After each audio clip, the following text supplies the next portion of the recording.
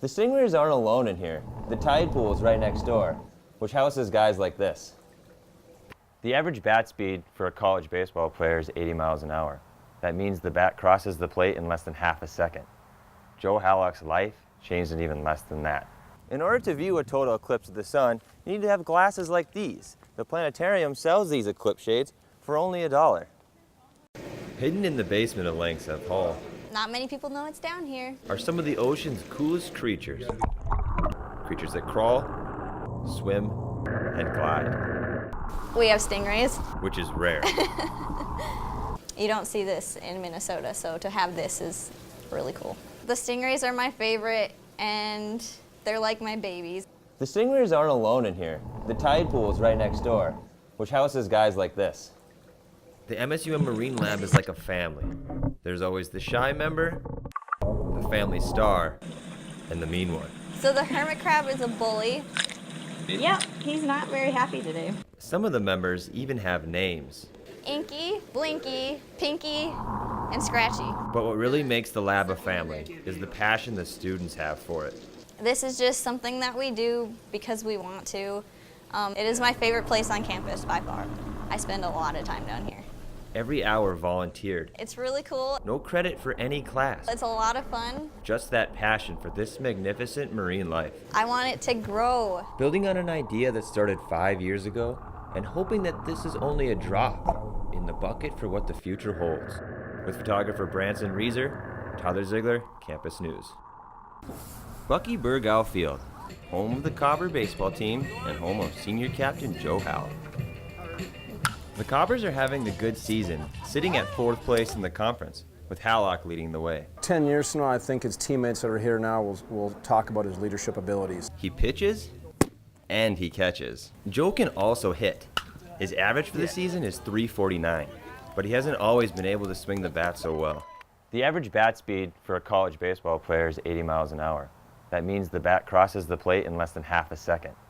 Joe Hallock's life changed in even less than that. After battling numerous injuries throughout his career, Joe had a stroke in October of 2014. One of the doctors told him that his childhood was over. And that's what baseball is to Joe, his childhood. Joe's baseball career started when he was maybe 2 or 3, hitting off a little tee. Hallock's first injury came to him at 15 years old. We thought it was a pulled muscle, so it was kind of a shock to know that he had a blood clot, and then found out that he had thoracic outlet syndrome, which took us down to Mayo Clinic. It was the blood clotting disorder that ultimately caused Joe to suffer the stroke. But despite all the injuries, Joe has not been deterred. Especially during the bad times, you're kind of like, could be paralyzed. Joe's mother has seen his determination firsthand. He is relentless if he wants something. He will not give up. Relentless describes Joe so much that he got the word tattooed on his arm. His relentlessness has inspired some of those close to him. When it comes to life, Joe's a pretty big role for me. I don't think that he really realizes it, but he's been through a lot of stuff. I think that I can truck through things if he can. Joe is in his last season of college sports, but he's not ready to end his baseball career. Plan A is to play professional baseball. He'd love to play for the Red Hawks. The Red Hawks are the professional team in Fargo-Moorhead. He really wants to play for them right now because he grew up watching those guys. For the time being, there's only one thing that Hallock is focused on. Our next goal right now is have a great practice tomorrow, and then a great practice after that. People told Joe that he could never make it this far. Oh boy, Joey! But now his dream is to play for a national championship. With photographer Leah Backstrom, Tyler Ziegler, Campus News.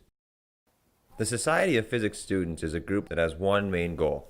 We want to help show the cool things about everyday life and teach public, students, whomever comes, about the cool things about physics. One of the ways the SPS does that is by hosting their annual physics show. So, me personally, I'm a very stressed person. In the week leading up to this, I was kind of on edge. The time for demonstrations finally came. The audience got to see the SPS turning lettuce to dust, smashing tomatoes like glass, firing off smoke cannons, Just big smoke rings. and literally bringing music to life by lighting it on fire.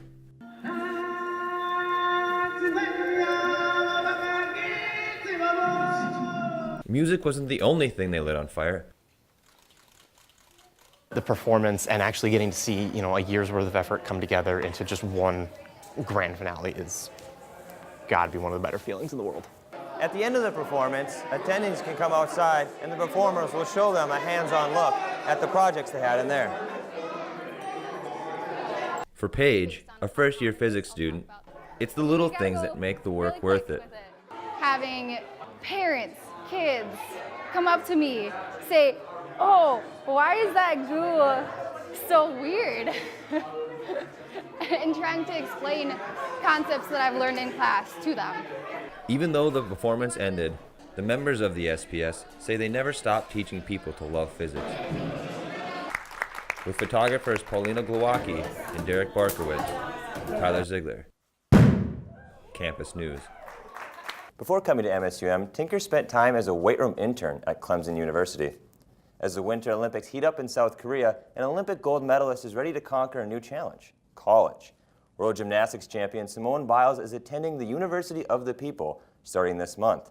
It's a tuition-free, nonprofit online university that relies on public donations and volunteer staff. Biles will be working towards a bachelor's degree in business administration.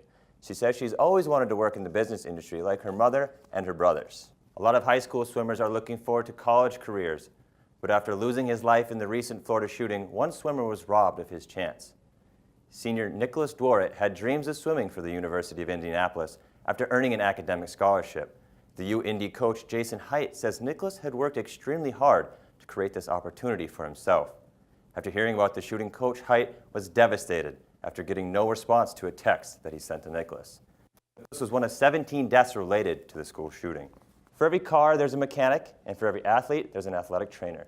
Reporter Alexis Kennedy brings us behind the scenes to meet the undergrads, keeping MSUM athletes at the top of their game. Letty is competing in the regional swim meet this weekend. Guys, we got to get over there. The meet starts at 10 o'clock today. Yeah, Ben is going to do the backstroke. You can swim? I can float. That's something, I guess.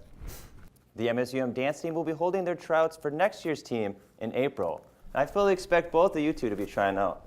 If only Ben is my partner. Let's start practicing now. I think you guys would be an all right team. Thanks, Ty.